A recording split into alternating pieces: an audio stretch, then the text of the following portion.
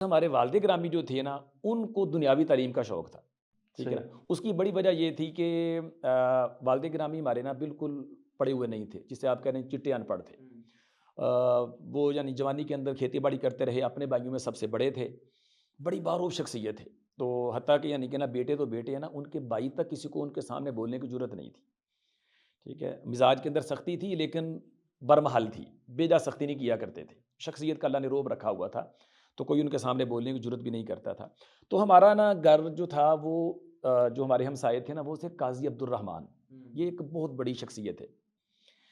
یہ وہ شخصیت ہیں جو پڑھے لکھے بھی تھے اور تحریک پاکستان کے اندر بھی ان کا کردار رہا ہے، حتیٰ کہ یہ آپ رنگ محل کے اندر ایک مسجد کا نا قیام پاکستان سے پہلے تنازع رہا ہے، تو علامہ اقبال شاعر مشرقی وہاں تشریف لائے اور نماز کا وقت ہوا تو انہوں نے پھر امامت کروائی، تو امامت کے فرائض قاضی عبد الرحمن صاحب نے انجام دیے۔ یہ ہمارے ہمسائے تھے اور یہ وہ شخصیت ہیں جنہوں نے اسلام آباد کا نام تجویز کیا تھا۔ اچھا، اچھا۔ جب کیپٹل اسلام آباد بنایا گیا نا، تو اس وقت یہ ایوب خان کا دور تھا، تو تب پھر یعنی کہ نا انہوں نے اس کے نام کے حوالے سے نا مختلف لوگوں سے تجاویز لی، تو قاضی عبد الرحمن صاحب نے یہ نام سلیکٹ کر کے بھیجا تھا، تو ان کا نام پھر سلیکٹ کیا گیا۔ یہ وہ شخصیت ہے اور یہ ہمارے ہمسائے ہیں، کیونکہ بڑی فاضل شخصیت تھے، پڑھے لکھے تھے اور کہہ لیجیے کہ مسلکن یہ دیوبندی تھے۔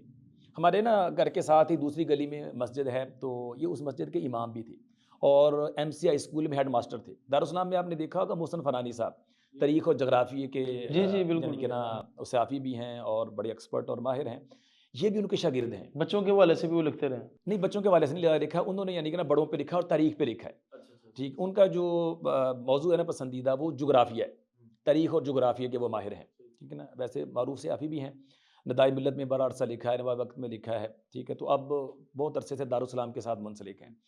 تو فرانی صاحب کا بچپن لڑکپن یعنی کہ نا وہیں گزرا ہے، عارف والا کے ساتھ 19 گاؤں ہے وہاں سے۔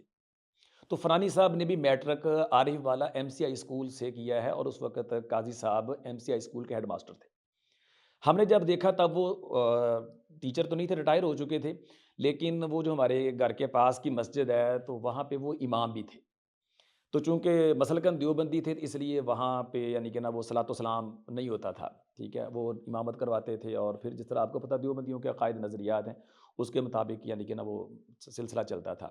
تو جب وہ فوت ہوئے مجھے اچھی طرح یاد ہے کہ ابھی خیر ان کا جنازہ اٹھا تھا کہ نہیں، یا جنازہ ان کا اٹھایا گیا تو اس کے بعد جو پہلی اذان ہوئی وہ صلوات کے ساتھ ہوئی، کیونکہ اللہ وہ اصلاً مسجد ہوں۔ بریلویوں کی تھی۔